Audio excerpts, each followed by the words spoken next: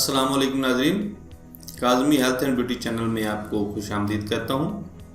उम्मीद करते हैं खुदावंद करीम के फजलो करम से आप सब खैरियत से होंगे।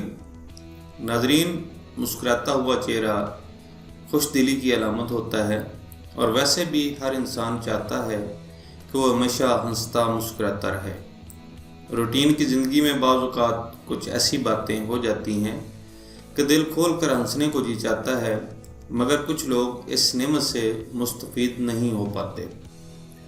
वो चाहते हुए भी खुलकर नहीं हंस सकते, जिसकी वजह से दांतों का पीलापन या फिर सिगरेट नोशी की वजह से दांतों का काला होना यानी टार्टर लगना।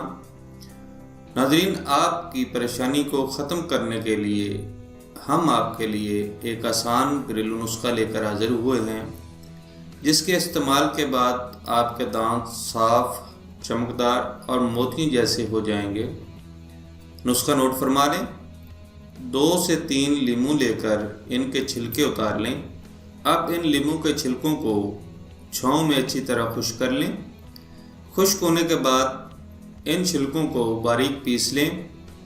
अब इसमें हम वज़न लाहौरी नमक और 1 चुटकी मीठा खाने वाला सोडा मिलाकर सफ़ूफ बना लें।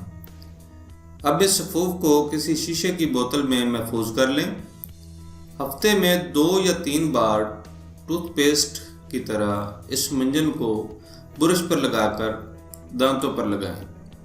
इंशाल्लाह चंद बार इस्तेमाल से आपके दांत न सिर्फ साफ हो जाएंगे बल्कि मोतियों जैसे चमकदार भी हो जाएंगे।